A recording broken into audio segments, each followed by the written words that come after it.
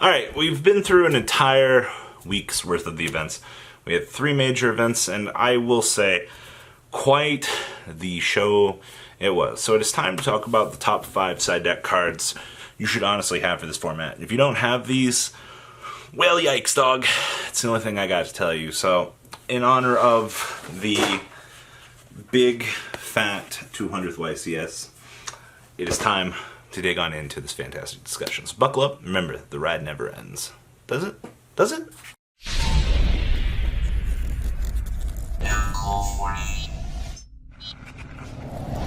All right, ladies and gentlemen, it is time to talk about those top 5 side deck cards. Numero uno is actually Heavy Stormduster. Now, this has become pretty much a standardized norm across all of the events now. Now, effective back row clearing out has become a resource that many decks have needed in handling Sky Strikers. Dealing with the mass amount of sets that your opponent generates, being able to answer things in the mirror match without discarding kind of has become more standardized, I feel like. And it's free. If the words free have not ever rung a better bell with anybody, I resonate greatly with Heavy Stormduster. But basically, you'll end phase it, kill 2 back row, and I mean, it's a trap card. The format has slowed down enough that this particular trap card is starting to see immense playable value. Honestly, just having this be an anti-meta need to kind of stop the format, because the format kind of is not so good, actually. I don't know. It's kind of cool that, like, we're seeing a lot of Heavy Stormduster and a lot of Twin Twister in the current format, but is it a sign of a good format? I don't know. I mean, there's a lot of True Draco right now, so it kind of just depends on how you're going about things, but that crucial end phase, even crucially, like, I've seen people main decking this actually right now. So, pick your poison. I think the card is a very fantastic option, and honestly, the cards are only $1 a piece at the moment. I definitely am expecting these to probably start going up in the near future. So this is your warning. Get ahead of the curve before you're spending $2 to $3. Why spend $9 when you can spend $3 shipped to your front door? You might even be spending $9 with shipping. So we're not about that life. Now the next one actually coming up is an interesting side deck choice right now. Not so much a main deck option. It's kind of fallen to the wayside, but players are looking back to Gamma. Now, for those of you that know, Gamma recently got this super reprint in a special edition. Copies were sitting anywhere from $2 to $4 on release. I believe they settled down a little bit.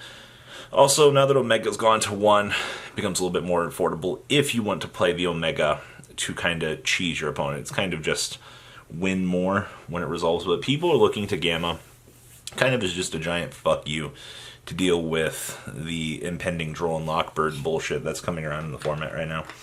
You know, it's not particularly good in certain situations, but in other situations, it's pretty good. Mainly, you're using Gamma as a means to stop something that your opponent's going to do that's going to be bricky. And I mean, you have to ask yourself at the end of the day, is it going to be worth it? Because you've already got to include the driver in your deck. And the driver already adds that brick factor. I mean, I'm not a super huge fan of including driver in my deck, but at the end of the day, if it works out and I'm able to negate something with the help of Gamma that's going to be detrimental, or some sort of hand trap like Ash Blossom, Ghost Bell, effect, or not effect failure, something along those lines, Ghost Ogre, that would normally stop me. If my opponent's going to Ghost Ogre my activation of my multi-roll on the setting, sure, you just use it, blow them out. It honestly depends on how your hand and field start to set up for the generalized mid to late game. Early game, I think the card is amazing, but it's when you start to get into the middle to late game it starts to fade out. But it's turned into a side deck card that a lot of people are starting to clutch onto now. I've seen it a lot more than you would honestly think. It's not particularly shocking to me, but Gamma definitely getting in there. Now, next one I want to talk about is Mind Crush. Now, we were all up on Mind Crush last format. Being able to... So here's the thing, alright? You can hit what your opponent adds off of Engage. Okay, that's the first thing. When your opponent reveals double Licorice, you can laugh at them as you call double Licorice. punishing your opponent for overextending. Honestly, anything in the format that searches right now, Mind Crush is just kind of there to punish your opponent. Now, we're using Mind Crush as more of a means to try to prevent our opponent from playing the game.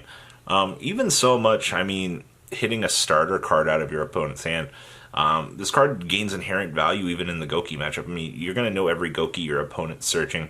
You're going to know every effect that your opponent's going to be doing. So Mind Crushing out a key card for their strategy, not going to be bad. Honestly, Magical Meltdown, calling Alistair, your opponent reveals the multi-faker in their hand, Mind Crush it.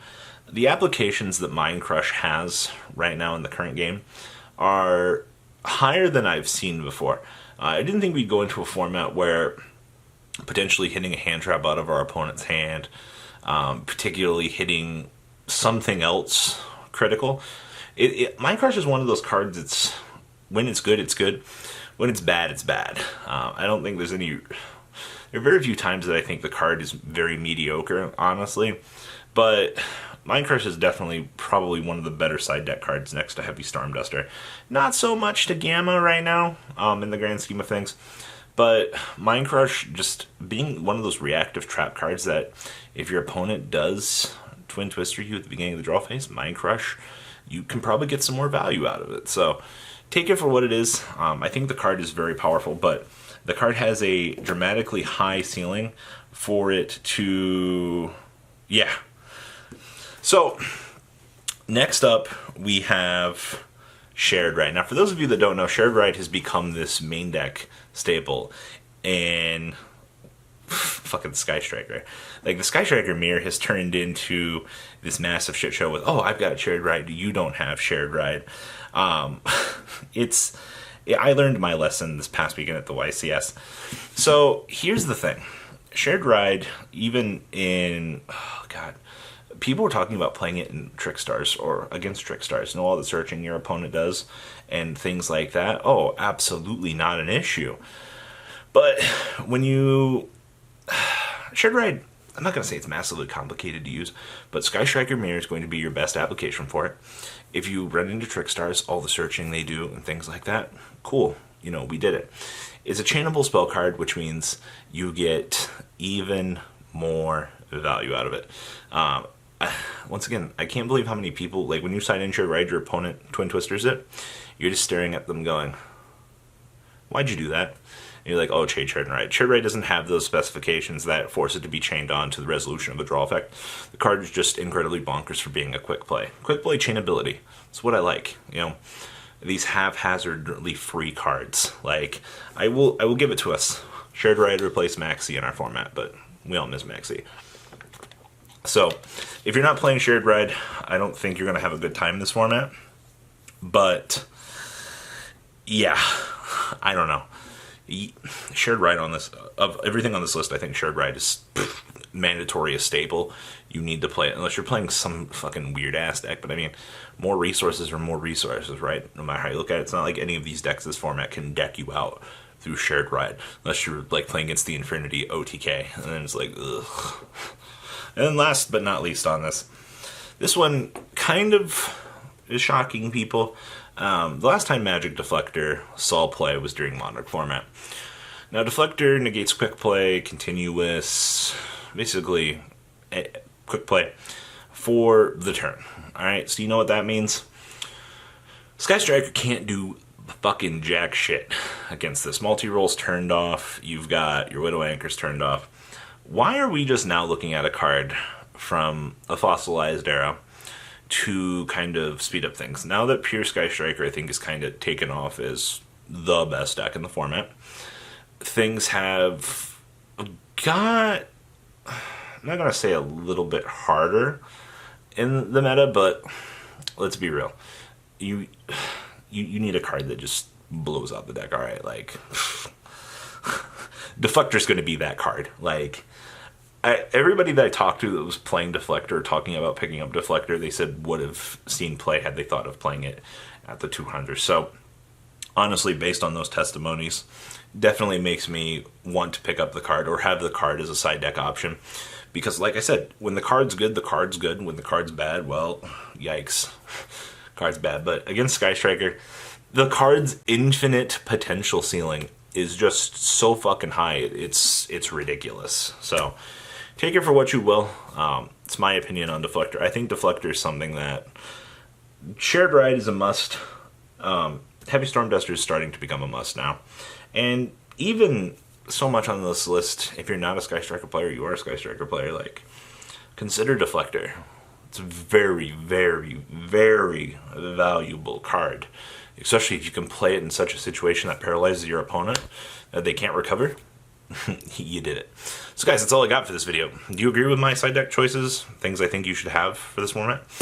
Please leave a comment down below. Tell me you disagree or you don't disagree. And, well, that's all I got, guys. Do some Renos. The ride never ends, guys. Make sure you enable those notifications to get the latest videos that are being posted on this channel. Make sure you guys check out VanCole40 for my Cardfight Vanguard channel. And join me and House of Champions on the Zodiac Duelist TV Twitch stream. We'll be interacting with our audiences. And please check out No Limit Gaming and LGTCG.com for the cheapest trading cards on the market. Thanks for watching, guys, and please have a good day.